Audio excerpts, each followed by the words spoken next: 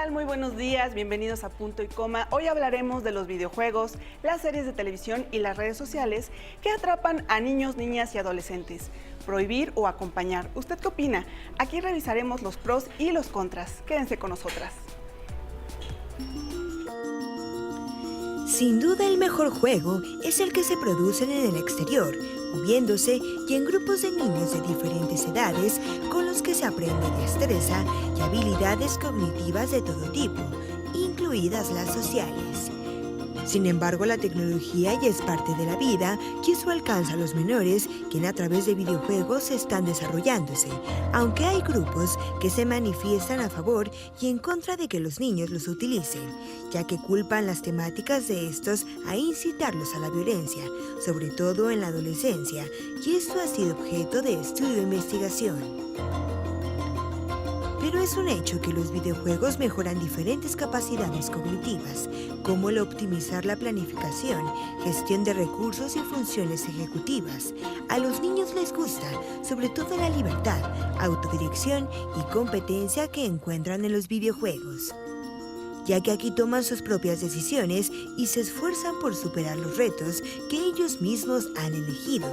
Pero el uso de dispositivos electrónicos para entretenimiento es una alternativa más.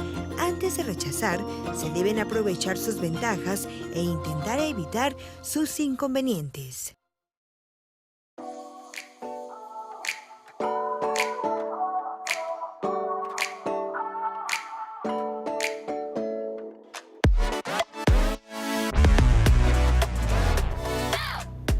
Qué gusto que inicie su semana con nosotras en Punto y Coma para hablar de este tema que sin duda a todos los papás les llama la atención, que es la interacción que tienen los menores con las redes sociales, con los videojuegos y con los contenidos en redes sociales. Sin duda alguna, desde hace 20 años, pues los videojuegos han tomado una parte muy importante en las sociedades y están relacionados con algunas conductas que el día de hoy especialistas del Hospital Infantil Psiquiátrico de México, Juan N. Navarro, van a abordar y nos van a dar buenas conclusiones y buenos tips para tener una buena conducta con nuestros hijos. Y para hablar del tema me acompaña mi amiga y compañera Lorena Rivera. Lore, ¿cómo estás? Hola, querida Jimena, buenos días a todos. Qué bueno que están aquí con nosotros este lunes. Sin duda es un tema de los videojuegos y la infancia muy importante porque se la pasan mucho tiempo en los videojuegos, pero qué tan bueno es sano, cómo les va formando sus ideas, su mente, en fin. Hay una edad en la que los niños son como unas esponjas y eso finalmente a la larga va a incidir en su comportamiento. Así es, Lore, y para presentar a nuestras invitadas y nuestro invitado de lujo, nos acompaña hoy la doctora Inés Nogales. Ella es encargada de la Clínica de las Emociones para Menores de 12 años del Hospital Psiquiátrico Infantil Juan N. Navarro. Doctora, ¿cómo está? Buenos días, muchas gracias por la invitación y creo que es un tema pues de mucha importancia en la actualidad, ¿no? Así es, también está con nosotras la jefa de residentes del Hospital Psiquiátrico Infantil, la doctora Eva García Armendáriz, quien ya nos ha acompañado en muchas ocasiones. ¿Cómo estás, doctora? Muy bien, gracias Jimena, gracias Lore, un tema relevante que vale la pena tocar el día de hoy. Y también el doctor Víctor Manuel Ávila Rodríguez, él es adscrito al Servicio de Admisión Continua del Hospital Psiquiátrico Infantil. Doctor, buen día. Hola, buenos días, muchas gracias por la invitación y en este tema tan novedoso y de actualidad y que muchos papás seguramente van a tener muchas preguntas. Pues muy bien, arranquemos con la pregunta. ¿Prohibir, acompañar, es bueno, no es bueno? ¿Qué hacemos? Sin duda, ha sido muy controvertido este tema. Yo creo que los papás con mucha frecuencia nos preguntan, ¿debemos permitir o no? Sin embargo, creo que los niños no pueden estar desactualizados, ¿no? Es una forma de socializar también, es una forma de comunicarse con otros y creo que como en muchas situaciones, y bueno, antes del tema ahora también se hablaba sobre algunas ventajas o beneficios que puede tener yo creo que como todo con cuidado, con limitaciones, con reglas establecidas, sobre todo, y creo que es algo muy importante para ustedes, padres de familia, creo que es muy importante y voy a insistir, día a día que veo niños en el hospital menores de 12 años, es muy común preguntarles pues cuánto tiempo pasan en las redes, qué videos o qué series, qué videojuegos juegan y la verdad no tienen la menor idea si la clasificación de la que ellos están jugando es adecuada o apta para la edad. Simplemente el hecho de que el primo o el amiguito lo haga, pues es como como la aprobación, digamos, para ellos, ¿no? Y los padres al mismo tiempo les pregunto si saben qué videojuegos juegan sus hijos, si saben cómo viene la clasificación, y la verdad la gran mayoría no tienen idea. Creo que ese es el gran riesgo, ¿no? Vamos a hablar seguramente un poquito más adelante acerca de cuáles son las desventajas, los riesgos, pero también sin satanizar, y sabemos que puede ser también tener como muchas otras, ahora sí, aspectos muy positivos y que pueden también ayudar en el desarrollo. Sin embargo, todo será muy importante con medida, ¿no? ¿A partir de qué edad un menor puede estar con un dispositivo, ya sea el teléfono o la tablet? Porque de repente vemos a los papás que les pasan el teléfono o la tablet muy chiquititos, como si fueran las nanas en lo que ellos están haciendo algunas cosas, ¿no? ¿A partir de qué edad es conveniente? Porque habrá una edad en la que ya haya interacción con el videojuego, o con la red, o con internet, lo que sea, ¿no? Es controversial debido a que, bueno, estos aparatos electrónicos, celulares, pantallas táctiles, llevan poquitas décadas de existencia. Pero sí hay algunos estándares, por ejemplo, los que maneja la Academia Americana de Pediatría, donde refiere que dispositivos que cuentan con pantallas táctiles no se recomiendan en niños menores de 5 o 6 años. Y hay una variabilidad porque no se ponen de acuerdo. Ahora, estos niños pudieran jugar o ver, por ejemplo, televisión o ver algunos videojuegos, sí, pero de los, digamos, ahora llamados clásicos que se juegan con un control, no tanto con una pantalla táctil, porque sí hay algunos estudios que demuestran que ya está habiendo alteraciones neurológicas por el uso temprano de pantallas táctiles. Ahora, niños más grandes, ¿ya se les pudiera permitir esto? Sí. Pero también la Academia Americana de Pediatría recomienda que en niños menores de 10 años no sobrepasar 1 hora de uso de aparatos electrónicos al día. Entonces sí es muy fijo. Y esto que comentan es muy cierto, ¿no? Cualquier fin de semana que vamos a un restaurante vemos niños en periqueras, en sillas para bebés con aparatos electrónicos, lo cual es bastante impresionante, ¿no? ¿Y si existe una relación como tal con la violencia y los videojuegos? ¿Hay documentación médica que lo pruebe? Sí, claro. Sí, como dice el doctor Ávila, ¿no? Hay poca evidencia todavía porque lleva muy poco tiempo. Sin embargo, por supuesto que ya hay asociaciones con cierta sensibilización a la violencia cuando hay uso temprano de videojuegos, porque la mayoría de estos, pues precisamente se centran como en ciertos retos, en acabar con ciertos contrincantes, etcétera. Siempre es como esta disputa, esta rivalidad que los lleva a elegir ciertas armas, las mejores. Entonces hay cierta sensibilización o desensibilización a la violencia, ¿no? Importante desde la infancia. Hablaba una cuestión del desarrollo neurológico con la pantalla táctil. A mí sí me llama la atención cuál es ese riesgo que correría, porque estamos tan poco... tenemos poca información sobre lo que pasa en nuestro cerebro muchas de las veces, y aparte es un campo muy amplio y también todavía faltan muchas cosas por descubrir del cerebro humano. ¿Cómo es que afectaría que un niño pequeñito esté con una pantalla táctil? Claro. Y si tiene algún también interacción con violencia, ¿no? Estos juegos de perseguir y matar y disparar y todas esas cosas. Estamos hablando de que los primeros años de vida de cualquier ser humano, el desarrollo neurológico es muy importante debido a, involucra tanto cuestiones de funciones mentales superiores como de psicomotricidad. Si estamos hablando que un niño agarra una tablet y únicamente tiene que estar haciendo esto, pues hablando de psicomotricidad hasta de la mano, pues no es un gran arco de movimiento. Todavía si fueran controles, digamos, de los típicos, no normales, pues involucraría un poco más de psicomotricidad en las manos. Y esto, bueno, es algo que se trabaja en los kinders de forma normal. El niño dibuja, ¿no? Y esto mejora la psicomotricidad. Pero si solamente se limita y obtiene una respuesta placentera, porque al momento que hago esto, el monito brinca, el monito dispara, o sucede algo en la pantalla que me retroalimenta y me da placer, pues obviamente va a haber alteraciones. Ahora, respecto a la violencia, como mencionaba la doctora Eva, sí hay estudios que relacionan los videojuegos con violencia, pero tampoco es para satanizar. Normalmente esto está relacionado con edades inapropiadas de los juegos, o sea, los videojuegos violentos, si nos atenemos a las clasificaciones que hacen en Estados Unidos, pues son buenas clasificaciones, pero los videojuegos violentos están dedicados solamente a adolescentes tardíos o adultos exclusivamente. Cuando hay relación con la violencia es cuando niños juegan videojuegos en edades inapropiadas, ¿sí? Y hay estudios un poquito interesantes donde demuestra que cuáles son los videojuegos donde los niños o adolescentes expresan más cantidad de emociones, por ejemplo, ira, y curiosamente uno pensaría que son los videojuegos violentos, pero no, al contrario, son los videojuegos competitivos, por ejemplo, los de fútbol, donde se supone que pues, no habría nada violento, pero como está en una competencia con otro individuo, parecería que hay una mayor expresión de enojo, de ira, mientras que algunos videojuegos, por decirlo, con temáticas violentas, pero que se juega de forma cooperativa, esto favorece como la comunicación con el individuo con el que estoy jugando. Entonces parecería algo controversial que seguramente amerita un poco más de investigación. A mí me gustaría como comentar algunos detalles más en esto hablando del neurodesarrollo. Y bueno, hay estudios que nos hablan que la exposición muy temprana, por ejemplo, antes de los 3 años de edad, puede dar problemas en el lenguaje, como retrasos en el desarrollo del lenguaje.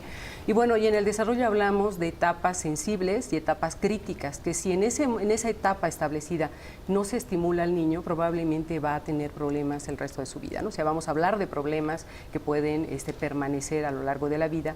Y hablamos además de estimulación y de neurodesarrollo, o sea, hablamos de maduración cerebral. Por otro lado, también se ha mencionado que niños expuestos como a estas situaciones manejan muchísima ansiedad, hay una mayor producción de dopamina, por ejemplo, y eso también se relaciona, adrenalina, con problemas de ansiedad en los niños, ¿no? Ahora, algo que es muy importante considerar, estamos hablando de aspectos que tienen que ver con el lenguaje, que tienen que ver con maduración a nivel de corteza cerebral. Se habla mucho de la corteza prefrontal, que tiene que ver con estas funciones ejecutivas, es decir, todo aquello que nos hace reflexionar, regula la parte emocional con la conductual, ¿no? Es decir, control de la impulsividad, de la atención, etcétera. Son muchas áreas. Sin embargo, lo que se ha visto es que a lo largo del desarrollo, lo que comentábamos es que el celular o los iPads pueden ser como la forma de interactuar como la cuidadora o la niñera de los niños. No hay una relación, una interacción directa con el ser humano. Hemos visto que los niños son menos abrazados, menos apapachados, vamos a decir, a lo mejor menos interacción. Y qué tan importante es las caricias, las miradas, el tono de voz, para que los niños también aprendan a modular su ánimo, para que puedan desarrollar además también toda la parte sensorial y sobre todo el poder autorregularse, ¿no? Cuando los niños están expuestos a las pantallas, hay imágenes y hay muchos estímulos que son como de mucha retroalimentación para el niño, pero es como muy fácil. El niño puede encontrar y puede divertirse, y son niños que después tienen problemas además para regular sus emociones, ¿no? El no tolerar la frustración, por ejemplo, que es otro riesgo muy importante en el desarrollo a lo largo sobre todo en la infancia temprana, ¿no? Ok, es muy importante esto que nos dice la doctora, que necesitan apapacho, que necesitan atención. Vamos a una pausa y regresamos con más aquí a Punto y Coma.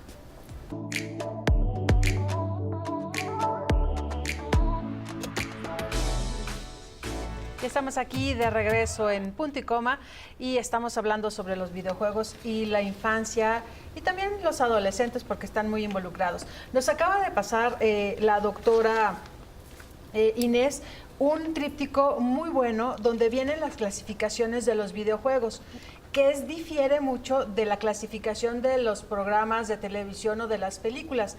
Generalmente asociamos la clasificación A con para todo público, niños, adolescentes, adultos. Pero en los videojuegos resulta que todas las cajitas traen, de acuerdo a la reglamentación estadounidense, otro tipo de clasificación. La A no es para todo público ahí, porque viene la A en inglés de adultos. Solamente estos juegos solamente deben de ser jugados por adultos. Así es, doctora. Así es, ¿no? Okay. Creo que es muy importante que los papás revisen cuando van a comprar un videojuego, por ejemplo, y qué clasificación tiene, ¿no? Como decíamos, la C, por ejemplo, puede ser solo para niños pequeños. La E es para todos, pero hay otra que es E10, que es para todos arriba de los 10 años, por ejemplo. La T, que viene de la letra de teen, de los adolescentes, ¿no? Es para adolescentes. La M es solo para adultos mayores y también la A que habíamos comentado, ¿no? Entonces es muy importante conocer esto. Hay algunas otras clasificaciones de acuerdo a los colores también, como la verde, que también es sin restricción, la amarilla que puede ser con presencia de un adulto, es decir, que los niños no deben jugar solos, y la roja que está restringida, y también se maneja la naranja que es no recomendable para audiencia infantil, ¿no? O sea, hay que ver, digo, estamos comentando una clasificación en español, pues todos estos videojuegos vienen ahora sí muchos del extranjero y se basan en esto, ¿no? Entonces, a todos los papás una recomendación muy importante, deben revisar y saber y casi siempre es importante también como alguna vez jugar con ellos, poder participar con ellos, saber qué temas están viendo, saber y comentar, ¿no? Sobre todo en temas que pueden ser muy delicados, ¿no? Ahora hablando ahora sí, de acceso, por ejemplo, a Internet, alrededor del 70% en algún momento han entrado, por ejemplo, a páginas de contenido sexual accidentalmente, ¿no? O sea, claro. Porque qué tan importante es la supervisión de los padres en todo lo que tenga que ver con esto. Y esta es una guía muy completa del Hospital Psiquiátrico Infantil. No está solamente basada en videojuegos, también en redes sociales, en recomendaciones, sobre todo los límites de tiempo. Está muy importante esto decir que hay que priorizar las actividades en familia y el ejercicio, ¿no? Así es. Saber cuántas horas pasa tu hijo o tu hija ante la pantalla, ¿no? Así es. Pero hay una parte muy interesante, por ejemplo, de debate. Antes los niños pasaban 3 horas leyendo. No se levantaban de su sillón, de su cama, del piso, pero estaban leyendo un libro y para los papás pues eso era maravilloso que los hijos estuvieran nutriéndose de esa manera. Y ahora pueden pasar 2, 3 horas igual sentados en la cama, en el escritorio, en el piso, pero con una tablet. ¿Qué diferencia habría entre estar 3 horas bebiéndose un libro a 3 horas en un videojuego, por ejemplo? Bueno, ojalá fueran 3 horas, ¿no? A veces los pacientes o los usuarios de videojuegos pueden llegar a jugar 8 o 12 horas, ¿no? Sobre todo en temporadas de vacaciones. Y sí hay diferencias, ¿no? Obviamente en el proceso de la lectura yo estoy haciendo un proceso cognitivo donde pues sí las letras que mis ojos van pasando por ellas se van traduciendo en escenarios por distintos procesos de fantasía o cognitivos, ¿no? Mientras que un poquito parecido a lo que sucede cuando me siento a ver una película, pues ya no tengo que hacer tanto esfuerzo para imaginarlo, me lo están presentando. Y al hablar de videojuegos, pues obviamente yo estoy interaccionando, pero sobre un marco ya definido. Yo no puedo hacer algo distinto a lo que ya está programado en el videojuego. Por lo tanto, es mucho más sencillo y placentero. La lectura es placentera, pero significa que yo tengo que realizar un esfuerzo cognitivo, lo cual a muchos niños sobre todo los niños que tienen ciertas características que no pueden aplazar el placer o esperar la recompensa o que son impulsivos, pues esto no les gusta. Entonces, constantemente están necesitando este refuerzo placentero del juego. ¿Ustedes ven diferencias entre sociedades? Porque es muy nombrado que en Estados Unidos se asocia con tiroteos, por ejemplo, ¿no? Y algunas veces son videojuegos que también juegan los niños mexicanos. ¿Está marcada alguna conducta distinta por la que en México, gracias a la vida, no ha pasado esto todavía? Sí, cada vez que hay tiroteos en Estados Unidos siempre se trata de buscar una respuesta simplista a esto.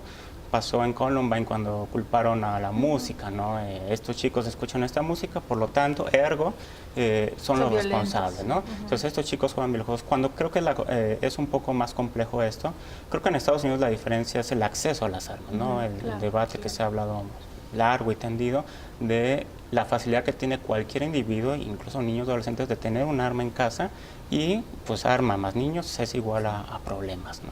Yo creo que son muchos aspectos socioculturales los que hay que considerar, porque definitivamente estamos hablando de desarrollo, ¿no? De crianza. Entonces los parámetros de crianza en México pues son muy diferentes. Debemos partir de la idea de que en estas primeras etapas de vida el niño está aprendiendo pues a vincularse, está aprendiendo a comunicarse, está aprendiendo a regular sus emociones, y entonces cuando tienen un acceso ilimitado o no controlado a ya sea uso de pantallas, videojuegos, internet, y papás no están ahí supervisando o acompañando, entonces por supuesto que vienen estas complicaciones. El acceso a las armas es algo que se ha como puntuado dentro de los principales factores para los tiroteos o las desgracias que ha habido en otros países, y en México pues eso, a pesar de que pues es diferente, ¿no? La regulación es totalmente diferente. Y bueno. Yo creo que, como decías, a lo mejor solo para remarcar un poquito, como en toda psicopatología, hablamos de la suma de factores de riesgo. Si estamos ante, y creo que la gran mayoría de estos chicos que han cometido estos, no sé, asesinatos en serie, por ejemplo, o que van a una escuela y cometen esto, sabemos que traen una psicopatología de base, como dice la autora, ¿no? Hay muchos aspectos que seguramente habría que ver desde su historia, de su desarrollo, la familia, ¿no? Hablamos se sabe que muchos chicos de estos son como aislados, tienden como a refugiarse en las redes. Entonces, el no tener contención o estructura, el no tener a lo mejor redes de apoyo, ¿no? Entonces, estamos hablando ya probablemente de base con chicos que tienen problemas emocionales, conductuales, y se asocia todo esto, ¿no? Sin duda, hablamos de todos los medios de comunicación, a lo mejor un poco esta información que se puede dar tan explícita también es otro factor de riesgo, no es una causa directa, ¿no? Yo creo que debemos tomar siempre la información con mucho cuidado, pero hablamos de muchos factores de riesgo. Por ejemplo, de estos factores de riesgo que puede ser en la parte conductual, pero también en la parte física de salud, ¿cuáles son los problemas a los que se enfrentan los chicos cuando están demasiado tiempo en internet, en el videojuego, en fin? ¿Cuáles serían los problemas? Es un tema que ahora sí que estamos en primer lugar en México, algo muy relacionado con eso es la obesidad, los problemas de diabetes, ¿no? Sabemos que con el uso indiscriminado de los medios, de todo lo que tenga que ver con las redes, tiene que ver con problemas en el sueño, hay muchos que duermen poco, hay una menor producción de melatonina, la melatonina, hormona del crecimiento también, es otra hormona que también metaboliza, ahora sí, los ácidos grasos durante el sueño, ¿no? Entonces a lo mejor a los niños les sirve para crecer, a los adultos nos sirve para mejorar el metabolismo. Entonces hablamos de problemas de obesidad, hablamos de problemas de diabetes, también problemas pues que si no descansan hay mayor problemas de atención en aquellos niños que a lo mejor ya pueden tener problemas de atención, pero si no duermen bien van a tener más problemas y eso vamos a ver, por ejemplo, en bajo rendimiento escolar, también en problemas en la regulación emocional, pueden estar más irritables y si nos vamos un poco más allá también hablamos de problemas a nivel visual, ¿no? Se sabe que la luz azul, por ejemplo, que está como muy cerca y uno pasa muchas horas, también pueden haber daños a nivel ocular.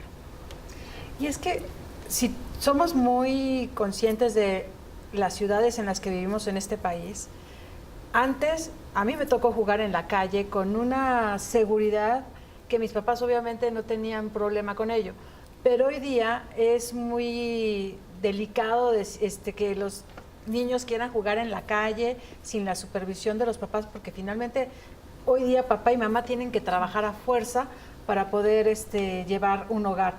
¿Cómo hacerle cuando los niños no pueden salir porque viven en un entorno violento, viven en una colonia, en una calle, donde tiro por viaje hay cualquier tipo de violencia y los famosos secuestros a niños, que eso está ocurriendo muchísimo? ¿Cómo hacer que en casa los niños, pues ni modo que no les dejemos tiempo para que se distraigan después de la escuela? ¿Cómo combinar estos mecanismos que tenemos en casa? ¿Qué tienen que hacer? Si no tienen tiempo de que sus papás los lleven a natación o a danza o a cualquier otra actividad extracurricular fuera de casa, porque la mamá o el papá tiene tiempo de hacerlo, ¿cómo hacerle para que adentro el chico no se vuelva loco, porque no puede salir? Claro. Nuevamente volvemos como a los aspectos socioculturales, ¿no? Ahora mamá también sale a trabajar, ya no se queda a cuidar al chico en casa, muchas veces no tienen acceso a todo esto, pero siempre tenemos que enfocarnos a las posibilidades de la familia, con qué recursos cuenta la familia para mejorar los vínculos, la socialización dentro del ámbito familiar. Por ejemplo, muchas veces recomendamos que si no hay lugares donde puedan salir a andar en bici o realizar actividades físicas, pero pueden favorecer la convivencia adentro, ¿no? Con los miembros de la familia. Se sugiere a veces no únicamente estar en las pantallas. Por ejemplo, a veces nos dicen los papás, es que yo también juego con mi hijo a los videojuegos y ahí nos podemos pasar horas. Y la mamá, no, pero es que pasan muchas horas todo el sábado ahí, ¿no? Entonces podemos sugerir juegos de mesa, podemos sugerir películas entre todos, que lean y que comenten las lecturas. Esto también favorece la convivencia, estrecha lazos entre las familias y bueno, no solamente estamos cada quien en su pantalla. Entonces, sí hay varias actividades que podemos implementar pues dentro de casa con los recursos que se tienen y con las familias para favorecer la convivencia. Bueno, esto es cierto, pero bueno, está la otra parte que es difícil, que lo mencionaba, ¿no? Los papás no están en la casa porque por los tiempos de traslado, porque tienen 2 empleos, no pueden realizar esta supervisión, sería lo ideal. Muchos papás dicen, bueno, ¿y qué hago? Luego, bueno, pues sí, póngalo a leer, jueguen juegos de mesa, pero yo llego a las 10 de la noche. Entonces, a veces quien está a cargo es la abuelita, alguna tía o los hermanos o hermanas mayores y obviamente estas personas no están capacitadas para realizar esta supervisión de los niños. Es difícil porque aquí no solamente estos aspectos de salud mental ya no solamente están relacionados con lo que el médico o el profesional de salud mental pueda hacer, sino aspectos incluso económicos y sociales, ¿no? Y eso ya es como una pared difícil de traspasar. Claro. ¿Y cómo abordar el hecho de que las redes sociales, algunas series están tomando temáticas que muchas veces en la casa no? Por ejemplo, el suicidio. Esta famosa serie que está en una plataforma digital y que realmente muchos chicos tienen acceso y de alguna manera algunas notas en el mundo han evidenciado que se ha idealizado el suicidio, ¿no? Por ejemplo. Bueno, al hablar de suicidio, tenemos que tener en cuenta que debe haber en medios una política de cómo se aborda, ¿no? Es muy conocido el fenómeno del joven Werther, que es una novela que hizo Goethe, donde después de la publicación en Alemania, jóvenes que leían la novela empezaron a suicidarse, entonces no es un fenómeno nuevo. Entonces, y después algunos investigadores de Estados Unidos veían que cuando en el New York Times se publicaba un suicidio en primera plana, había una oleada de suicidios 2 semanas o meses posteriores. Entonces, aquí sí es una responsabilidad de todos, de los papás de hablar del tema de suicidio en casa, de los médicos de estar dando psicoeducación acerca del tema, pero también de los medios de saber cómo vamos a publicar una nota relacionada con un suicidio que es real, que es un problema, pero que obviamente no puede estar en primera nota, no puede en primera fila, sino y en qué horarios lo pasamos, ¿no? Porque los chicos son muy sensibles a esto. También pasa muy frecuente que en un salón de clases algún chico o chica tiene un intento o lo logra. Es muy frecuente que los adolescentes que están alrededor, aunque no sean sus amigos cercanos, pero lo conocen, puedan tener intentos en los días siguientes. Entonces, no es que se contagie, es una conducta muy dramática, impresionante, que puede desencadenar, como bien lo decía la doctora Nogales, en sujetos ya predispuestos o con ciertas características a que repitan el evento. Sí.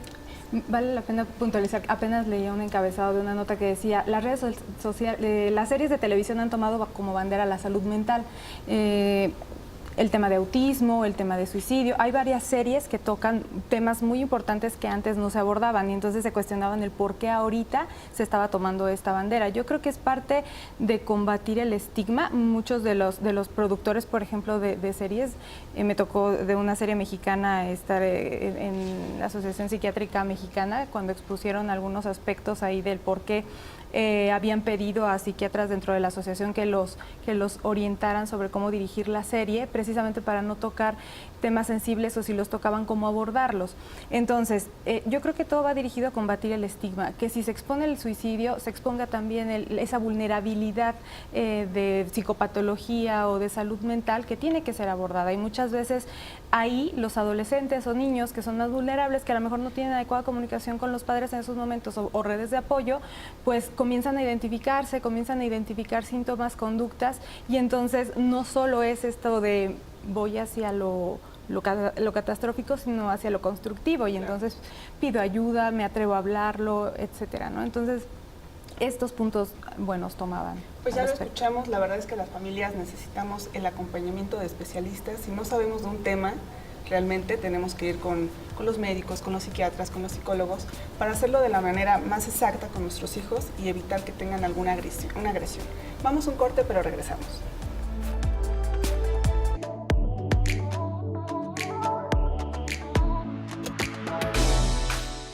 Estábamos platicando sobre la idealización que hay desafortunadamente en varias series, en varios programas, y realmente pues yo creo que a los mexicanos sí nos ha afectado, por ejemplo, el asunto de la violencia, ¿no? Las narcoseries, que muchos chicos realmente el anhelo es convertirse en un capo, ¿no? Por ejemplo. Por todas las facilidades que tienen. Por todas las facilidades. ¿Cómo hay que acompañar a nuestros hijos en estas series? ¿Ustedes qué sugieren? Porque realmente muchas no tienen como la clasificación, ¿no? En estas plataformas digitales. Bien hablábamos la cuestión del suicidio, ¿no? Hace un momento, realmente que no se tiene que idealizar, no es una conducta nueva, no es un ejercicio nuevo. Nos toca a nosotros como medios una parte importante de no ponerla en la primera plana, por ejemplo, o en horarios donde los chicos no estén expuestos, pero a los papás, ¿qué les toca? ¿Qué pueden hacer? Es muy importante como establecer reglas, como por ejemplo, acuerdos, sobre todo con adolescentes, a lo mejor con niños puede ser un poquito más fácil de establecer reglas y los niños deben seguir. A lo mejor con los adolescentes sí uno debe establecer acuerdos con ellos, ¿no? Es decir, el acceso a internet, el acceso al celular debe estar como bien explícito, los horarios, a qué hora deben acostarse, a qué hora se debe apagar, qué necesitan hacer como para ganarse ese tiempo, por ejemplo. Y ahí implica como aspectos muy importantes que tiene que ver a lo mejor con el desempeño escolar, con pues autocuidado, ¿no? Es decir, cuidar su espacio, todas las actividades familiares que se deben hacer, pero deben estar como muy bien establecidas los tiempos que deben tener acceso. Lo que se recomienda, por ejemplo, es que cuando los chicos están solos no debe haber acceso a internet libre. El acceso a internet debe ser en presencia de un adulto supervisado y también como muy claro qué tipo de programas o a qué van a acceder. Los padres deben conocer, los chicos deben saber. Creo que es muy importante que los padres hablen de manera muy clara sobre los riesgos que tiene el estar compartiendo información confidencial, por ejemplo. A veces el poder subir fotos, que es otro aspecto también de mucho riesgo. El tener contacto con personas extrañas, o sea, el estar comunicándose y a veces conociéndose después de manera personal con gente que conocen en las redes también es un riesgo muy importante. Entonces debe haber una confianza muy importante. No significa que los padres van a ser intrusivos en la vida privada de los chicos, pero sí hablamos de supervisión. Creo que eso es un compromiso muy importante de los padres, saber con quiénes están chateando, quiénes son los amigos, en qué horarios, qué series, y hablar muy claramente sobre las reglas, ¿no? Sobre todo esto que tiene que ver con el cuidado de la imagen del otro, ¿no? Es muy importante que ellos sepan que no deben subir comentarios que puedan hacer sentir mal a otro, que puedan ser agresivos a lo mejor. Siempre ponerse a pensar si lo que uno va a subir le gustaría a uno que suban de uno o que digan eso, ¿no? Creo que es muy importante en esta parte del respeto también, ¿no? Cuando hablamos del ciberbullying, que es otro riesgo muy importante también, ¿no? Ahí justamente en ese tema de las redes sociales. Sabemos que cuando uno abre una cuenta en una red social como Facebook, por ejemplo, se supone que te piden que seas mayor de edad, pero pues no hay una camarita que te esté viendo para que sepas si eres mayor de edad o no. Los niños ponen, o los adolescentes ponen que tienen 20, 30 años y realmente no los tienen. En ese sentido, los riesgos a los que se enfrentan, que decía, la información que suben, las fotografías.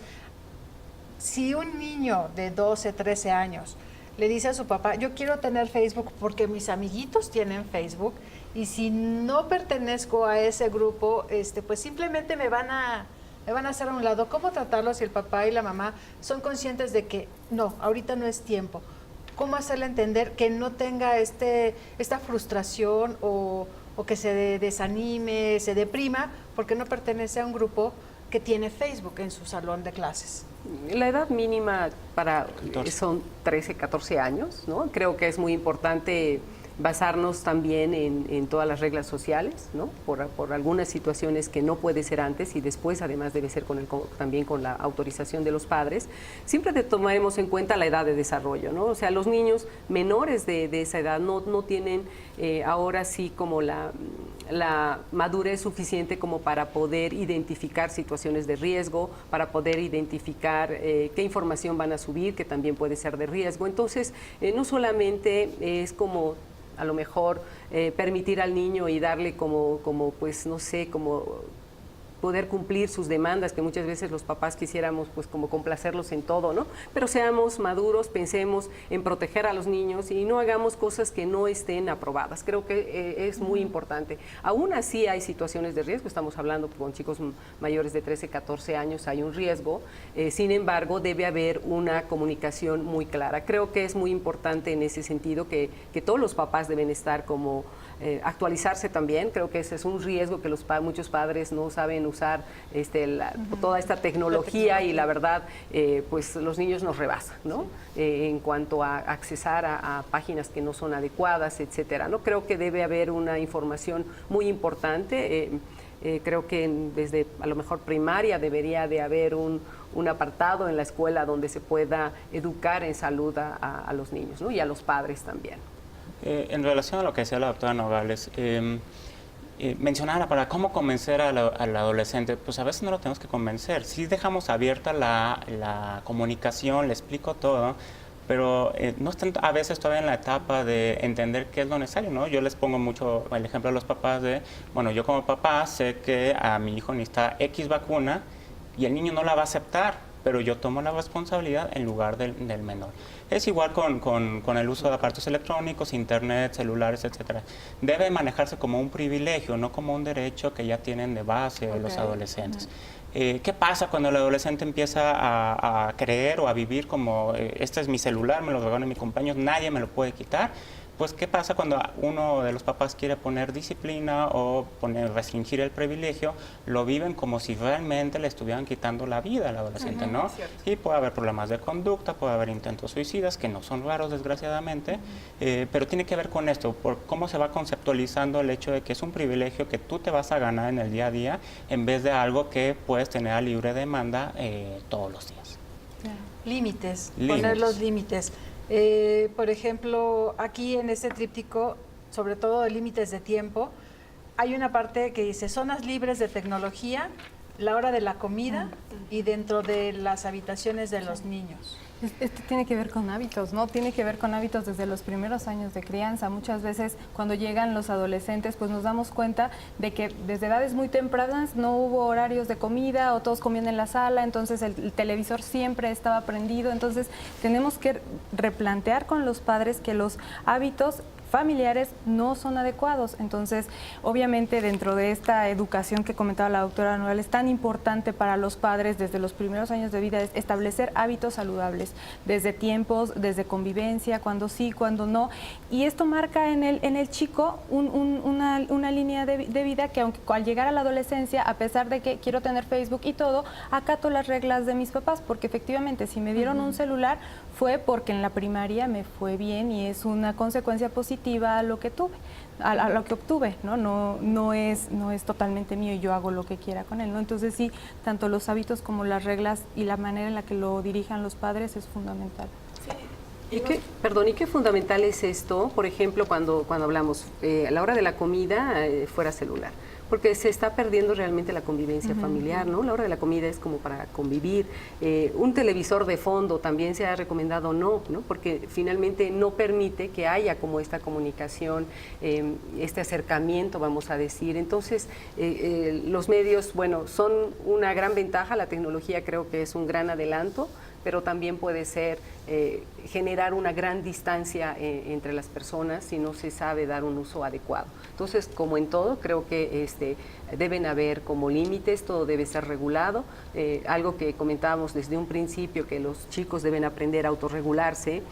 Cuando vemos ya adolescentes que no toleran la frustración o que no pueden tolerar quedarse sin el acceso, estamos hablando de que traen ya desde muy temprana edad muchos problemas en esta parte, ¿no? se dice que el cerebro termina de madurar hasta los 25 años, de ahí que es muy importante todos estos todavía aspectos que se pueden lograr en los adolescentes, ¿no? Pues ahí tienen información. Hay que poner límites a los niños, a los adolescentes y también más allá de los 20 años, porque todo tiene siempre una consecuencia. Vamos a un corte y regresamos.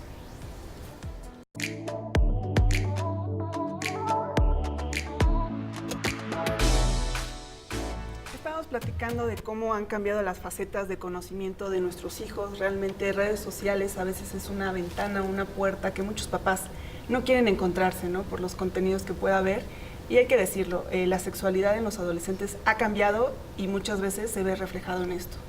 Así es, el uso, por ejemplo, de Instagram o de otras redes sociales donde suben chiquillas, chiquitos de 12, 11 años en posiciones y posturas y demás muy sexuales, muy adultas, que no deberían de estar al alcance de una personita de este tamaño, ¿no? Porque pues todavía no está maduro. Sí. Y el riesgo que eso significa, ¿no? Se dice que todo lo que se sube a las redes ahí se queda, ¿no? Casos de acoso, ¿no? De ciberbullying por esto mismo, el que puedan después compartir o hacer viral imágenes, o en otros casos también donde pueden tener acceso, pues ahora sí, hackers que después terminan como queriendo, pues, extorsionar a estos chicos, ¿no? Y se ven enfrentados a situaciones, vamos, donde a lo mejor no pensaron en las consecuencias. Y creo que muchos padres todavía parece que cuando uno habla de estos temas parece que uno exagera en esto, ¿no? Porque realmente no tiene la dimensión de los riesgos en que los chicos están, el poder relacionarse con gente, pues que para nada es a lo mejor sano, ¿no? Que los chicos están en riesgo de terminar en conductas delincuenciales incluso, ¿no? Entonces hay una vulnerabilidad en el adolescente por esta misma impulsividad, por esta sensación de recompensa inmediata. Entonces, pues sí son como muy vulnerables y tenemos que estar como muy atentos a esto.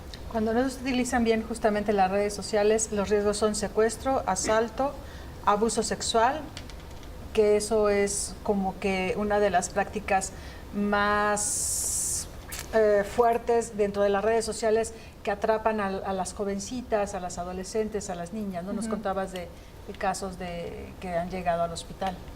Sí, claro. Tomando lo que decía la doctora Nogales, que la adolescencia es una etapa de gran vulnerabilidad donde el adolescente pues está buscando esa identidad, está construyendo su identidad. Entonces veo a todos mis compañeros, que me gusta, que no me gusta, subo esta foto, etcétera. Todo eso los expone a precisamente las personas que están como cazadores. Yo les digo muchas veces a las chicas, no se dan cuenta de cuántos están siguiéndolo así y ustedes ven un número y eso las hace sentir bien, pero no sabemos cuántos de esos tienen intenciones negativas. Y efectivamente es algo que pasa todos los días en nuestro hospital. O sea, vemos casos de abuso sexual, de acoso, donde los papás lo descubren después de que pasó, o bien cuando la chica tiene ya cierto grado de psicopatología, llámese ansiedad, llámese depresión, y lo empiezan a notar, lo llevan a consulta, y es ahí donde lo exponen, a veces ni siquiera con los padres, ¿no? Es en el consultorio donde sale todo esto, y evidencia también la mala comunicación que hay, no solo la pobre supervisión, sino la mala comunicación con los padres. Entonces sí está bastante... En relación a esto, el consejo que siempre le damos a los papás es que si después de los 14 años van a dar la autorización para que sus hijos o hijas tengan Instagram, Facebook, Twitter, cualquier red social, siempre tengan la contraseña. O sea, si no voy a tener yo la contraseña, no está permitido el uso de redes sociales. Y si yo tengo la contraseña, yo puedo entrar y verificar lo que estás poniendo, escribiendo, a cualquier hora, las veces que yo quiera. Si el adolescente, haciendo el acuerdo, como decía la doctora Inés, acepta eso, bueno, pues claro que puedes tener el acceso, estás demostrando cierto grado de responsabilidad, pero si no lo aceptas o empiezas a abrir cuentas alternas con nombres, siempre voy a saber cuándo abriste una cuenta, que es para que yo no me percate, pero en ese momento estás demostrando que no tienes la madurez para manejar una red social, por lo tanto se te restringe el privilegio. De esta forma podemos evitar, bueno, los casos que comentaba la doctora Eva, dramáticos, ¿no? Los adolescentes a veces piensan que son cosas para asustarlos y que tengan cuidado en las redes sociales, pero sí sucede, ¿no? Claro. Lamentablemente. Claro, pues hay una práctica que es el grooming, que son los adultos que se hacen pasar por niños, adolescentes, para enganchar a niñas, adolescentes, y muchas veces llegan a cometer justamente una violación o algo peor, ¿no? Explotación, ¿no? O explotación sexual, Claro. exactamente. Entonces, esos son focos que los padres deben de tener muy en cuenta de lo que están expuestos si no están vigilando qué es lo que están haciendo los niños. Sí. Debe haber un control. Creo que cuando hablamos de reglas y límites, los papás deben ejercer su autoridad, ¿no? No estoy hablando de autoritarismo, que entonces sí sería inadecuado, sobre todo cuando hablamos de que debe haber comunicación, deben haber acuerdos. Entonces, los papás son la autoridad. Creo que es muy importante retomar eso. Uno tiene el control, uno es quien paga el internet, uno es quien paga ahora sí los datos en el celular. Entonces sí es muy importante, uno debe tener el control sobre eso, ¿no? Y creo que en cuanto a acuerdos, los chicos deben ganarse esos privilegios, como comentaba el doctor Ávila. Todo es bajo acuerdos y se debe anticipar qué consecuencias hay si se rompe uno de estos acuerdos. Hay algunas, uno puede encontrar como algunos ejemplos, por ejemplo, de contratos, cartas, donde se hace, yo como adolescente me comprometo a cumplir, que a tal hora voy a entregar o voy a apagar el celular, etcétera, etcétera, y si no, acepto que durante 3 días no tendré acceso al internet, no sé, estoy hablando de ejemplos, ¿no? Donde los papás se comprometen, el adolescente se compromete y no tendría que haber tantos problemas, ¿no? Entonces, si hay problemas para establecer estos acuerdos, estas reglas, eso genera como mucho conflicto en la relación con sus hijos, entonces creo que deben buscar ayuda profesional. Y algo muy importante aquí es, tomando esto de la figura de autoridad, el que los papás concienticen que la figura de autoridad debe ser a la par, porque muchas veces nos topamos con padres que restan autoridad del uno a otro o que no se muestran permisivos, etcétera, y esto pues evidencia la disfunción familiar, sí, y no favorece la crianza del niño, ¿no? Entonces sí, las figuras de autoridad a la par deben ser muy importantes. Pues, ¿qué les parece si hacemos la última pausa y regresamos?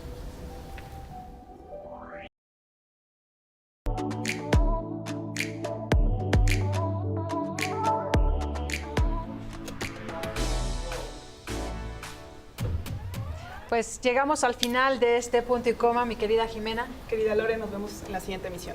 Muchas gracias, doctores, por su presencia. Muchas Que gracias. tengan buen lunes. Gracias.